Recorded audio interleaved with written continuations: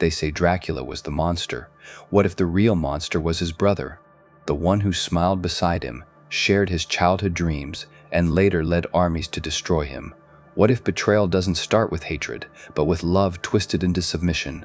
Radu wasn't born evil. He was broken, molded, and remade by the hands of an empire that understood his heart better than his brother ever did. So, tell me, how much love does it take to turn a brother into an enemy? They were born into a world that worshipped strength and feared weakness. Two princes, two halves of a legacy. Vlad and Radu, sons of Vlad II Dracula, heirs to a throne that was more a curse than a crown. From the moment they could walk, they were taught that survival was not guaranteed, only earned. They trained side by side, their bond sharpened by pain and discipline. Vlad was fierce, unyielding, almost cold in his focus. Radu was gentler, curious, drawn to people in ways his brother could never understand. Together they balanced each other, the fire and the heart of Wallachia's future.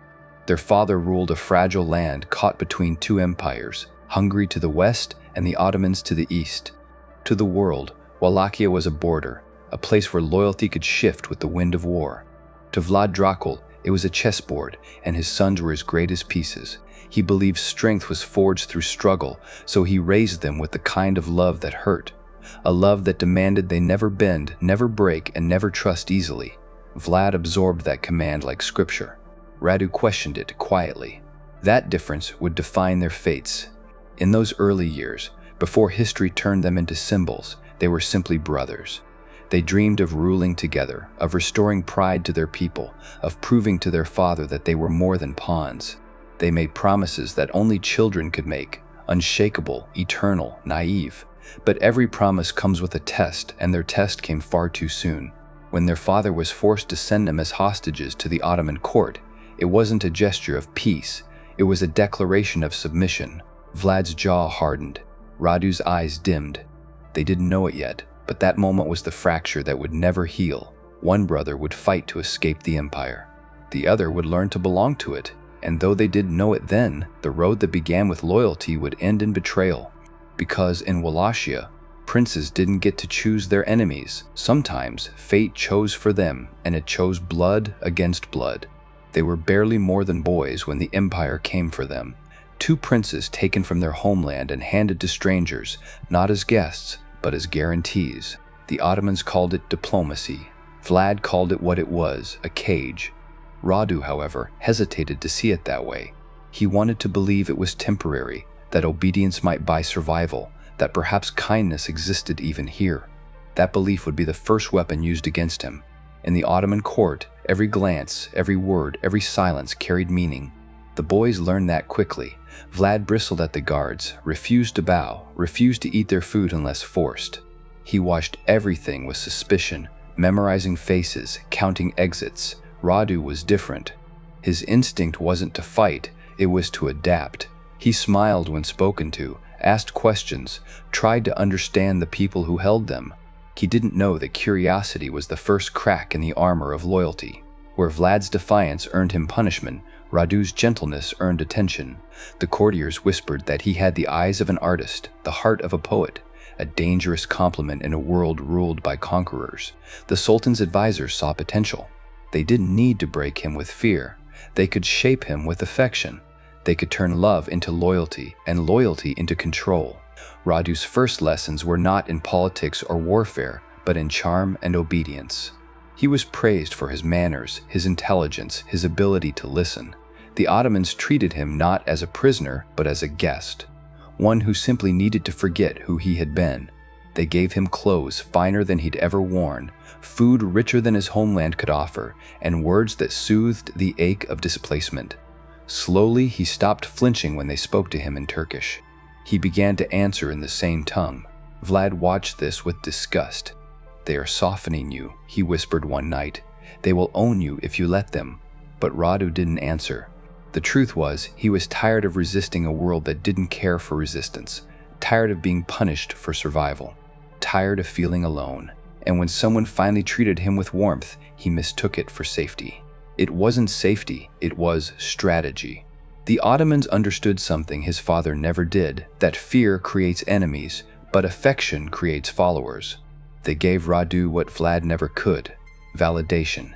They told him he was special, that his compassion was strength, not weakness. They told him he could bring peace to his people, not through blood, but through understanding. And in those words, Radu heard everything he'd ever wanted to believe. The boy who once saw his brother as unshakable now began to see him as cruel. The boy who once feared his captors began to see them as teachers, and the line between survival and surrender blurred until Radu couldn't tell the difference. The Ottomans didn't just capture him, they rewrote him, one act of kindness at a time. In the heart of the Sultan's palace, control was never taken by force. It was given willingly, disguised as kindness. For Radu, captivity had stopped feeling like imprisonment. The walls no longer looked like confinement, they looked like protection. And at the center of that transformation stood one man, Mehmed II. When Mehmed first met Radu, he saw not a hostage, but potential. The young prince's grace, intelligence, and quiet obedience made him stand out from the others. Mehmed was a few years older, disciplined, calculating, but strangely fascinated by the softness in Radu's nature. Where others mocked Radu for his gentleness, Mehmed praised it. Where others demanded loyalty, Mehmed offered belonging. That was the first step of the Ottoman mind game: make the prisoner believe that he is seen, valued, understood. Radu had spent years craving approval from his father, from his brother, from anyone who saw him as more than the weaker son. Mehmed filled that void effortlessly. He spoke to Radu not as a ruler, but as an equal. He listened, asked about his thoughts, taught him philosophy, faith, and strategy. In those late-night conversations, Radu began to associate captivity with comfort. Every compliment became a thread in the web that bound him tighter to the empire. The Ottoman court understood psychology long before the term existed. They knew that isolation breaks the spirit, but selective affection reshapes it. They kept Vlad and Radu apart, ensuring that each brother's anger and confusion grew in separate directions. Vlad stewed in defiance, Radu in dependency. When the guards spoke of Vlad, they called him savage. When they spoke of Radu, they called him enlightened. The contrast was deliberate. Radu began to see his brother's rebellion not as courage, but as cruelty. The deeper the Ottomans pulled Radu into their world, the more he fought within himself. This was cognitive dissonance in its purest form, the war between what he knew and what he felt. He was a son of Wallachia, yet he prayed in Turkish. He was a prince of a Christian kingdom, yet he admired a Muslim ruler. The contradiction tore at his sense of identity, but instead of escaping it, he adapted to it. It was easier to believe he'd chosen this path than to accept he'd been shaped into it.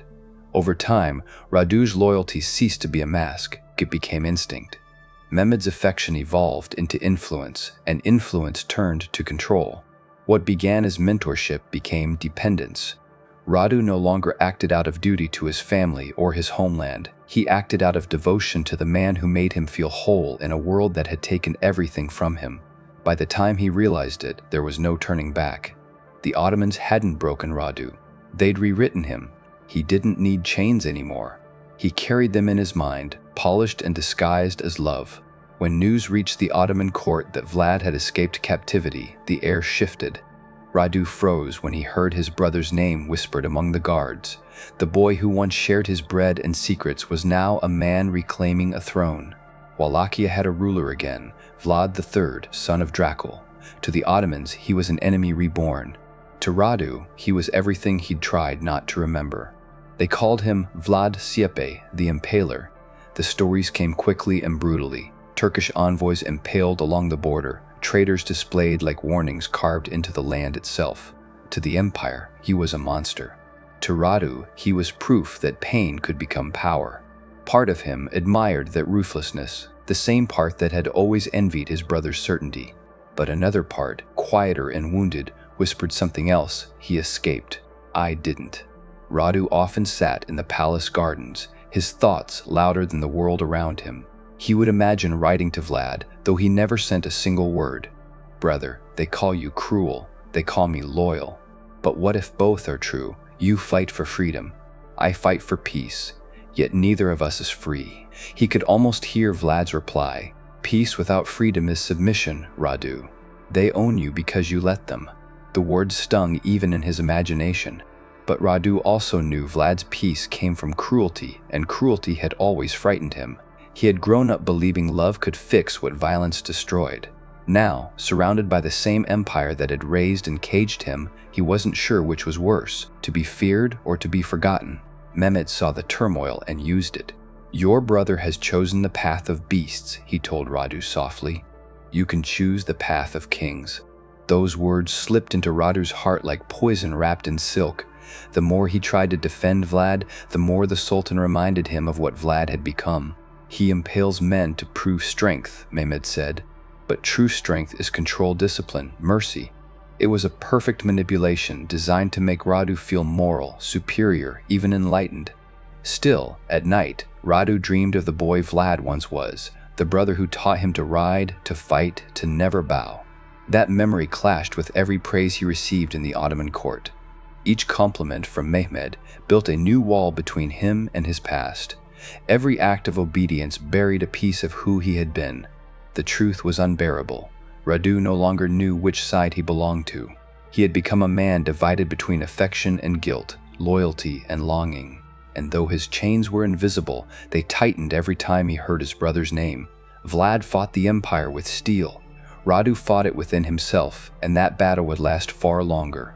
When the Sultan finally ordered the campaign against Wallachia, Radu didn't hesitate, at least not outwardly. He rode at the front of the Ottoman army, dressed in their colors, carrying their standard. His name whispered among soldiers as Radu Sel Frumos, Radu the Handsome. They admired his grace, his composure, his loyalty. But none of them knew how deeply he hated every mile of that road. Each step toward Wallachia felt like a betrayal replaying itself, one heartbeat at a time. The villages they passed weren't just dots on a map, they were echoes of his childhood. He remembered running through those fields with Vlad, chasing the wind, laughing at nothing. Now, smoke replaced laughter. The Ottomans called it victory, Radu called it punishment. His mind split between the prince he had been and the commander he was forced to become. He told himself this was diplomacy, not destruction, that by leading he could protect. But deep down, he knew he was lying to himself. Vlad's rebellion burned like wildfire. He didn't negotiate, he annihilated. His enemies hung from stakes as symbols of defiance. To him, fear was armor control achieved through terror. Radu saw the same cruelty that once frightened him, now being celebrated by those who opposed the empire. He couldn't decide if he hated his brother for it, or envied him. Vlad acted with clarity. Radu acted with conflict. Vlad ruled through fear. Radu survived through obedience. The empire rewarded obedience with comfort. Every victory brought praise from Mehmed. Every hesitation drew gentle correction. Radu was not tortured into loyalty, he was nurtured into it. That was the brilliance of Ottoman manipulation. They didn't need to demand his devotion, they made him want to prove it. Radu convinced himself he was preventing greater bloodshed by cooperating. He told himself that submission was mercy. It was easier than admitting that he'd lost control over his own choices. As the campaign deepened, Radu's soldiers burned villages with the same architecture, the same prayers, the same scent of home. He looked away when his men looted. He justified it as necessary. But every justification hollowed him further. At night, his conscience spoke louder than any prayer. You're saving no one. You're killing what's left of yourself. Somewhere across the battlefield, Vlad fought like a demon possessed, a man who would rather die than kneel. To the Ottomans, he was madness incarnate. To Radu, he was everything he could no longer be. The contrast between them became unbearable. Vlad's brutality was visible, Radu's was quiet. Vlad's power came from defiance, Radu's survival came from surrender. And yet, beneath it all, there was still love. Twisted, buried, but alive. Every victory for the empire felt like a wound to that love. Every step forward was a step away from the only person who had ever truly understood him. The war wasn't just for Wallachia, it was for Radu's soul. And somewhere between love and obedience, he was losing both. The day Radu finally faced Vlad's army, the air between them felt heavier than the war itself. The Ottomans had surrounded Targovikte, Wallachia's proud heart, and now Radu stood at the edge of the battlefield, armored in gold and silence. He had imagined this moment for years, what he would say, how he would justify his choices. But when he saw Vlad across the valley, mounted on his black horse, impassive as death, every word died inside him. The man before him wasn't just his brother anymore. He was everything Radu had abandoned and everything he still loved. Their armies clashed like thunder. The ground trembled, screams filled the air, but Radu's mind was elsewhere. He kept searching for his brother's face, as though finding it might make the chaos make sense. When their eyes finally met, it wasn't rage that passed between them, it was recognition. They both knew what the other had become. Vlad's stare burned with fury, but beneath it was pain, betrayal wrapped in disbelief. Radu's expression, calm and sorrowful, was a confession without words. I never wanted this. Radu had spent years convincing himself that obedience was noble, that surrender was strength. But as he watched Vlad charge through his lines, carving through soldiers who once served their father, that illusion shattered. Radu's loyalty to the Empire had given him everything: rank, comfort, admiration. But none of it filled the emptiness left by his brother's absence. He had traded freedom for approval, and standing here, he realized the cost. Mehmed's praise had become meaningless. The Empire's love felt counterfeit. What he really wanted was forgiveness from the only person who would never give it. He could have ordered his archers to fire. He could have ended Vlad's rebellion with a single command. Instead, he hesitated. That hesitation nearly killed him. An arrow grazed his arm, the sting pulling him back into the moment. His generals shouted for him to act, and in that instant, Radu understood the cruel paradox that had defined his life. He had always fought for peace, yet he had never known it. As the sun set, the battle ended in blood and silence. Vlad retreated into the mountains, a phantom of vengeance refusing to die. Radu remained behind, victorious on paper, defeated in spirit. He stood among the fallen, staring into the distance where his brother had vanished. For the first time, he felt no pride, no triumph, only the crushing weight of survival. In the Empire's eyes, Radu had proven himself. To Mehmed, he was a loyal son, but within, he was hollow. The approval he had chased his entire life had become his prison, and though he wore the title of conqueror, Radu knew the truth. He hadn't conquered his brother. He had only lost himself trying to please a world that never loved him the way Vlad once did. Radu's reign began not with celebration, but with silence. The Ottomans called him Radu the Fair, the rightful ruler of Wallachia under their protection.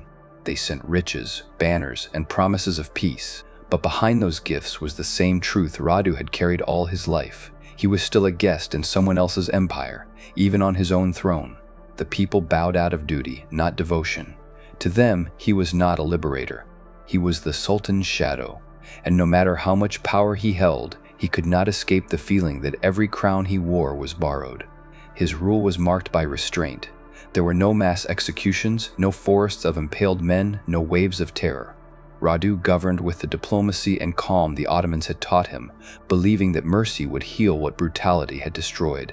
But peace built on submission is fragile. The nobles whispered that he was weak, that he cared more for pleasing the empire than protecting his people. Even those he tried to help looked at him with quiet resentment. To them, Vlad's cruelty had been cruel, but it was their cruelty. Radu's mercy belonged to the enemy. He wrote often to Mehmed, seeking reassurance, but the Sultan had already turned his gaze elsewhere. To Mehmed, Radu had served his purpose. He was a tool of control, not a friend. The affection that once filled Radu's emptiness now felt like a performance he'd been dismissed from. He began to withdraw, haunted by memories he could no longer suppress. At night, he dreamed of Vlad, not as the Impaler, but as the boy who used to shield him from their father's temper. In his dreams, they were brothers again. In his waking hours, he was just a ruler waiting to be replaced.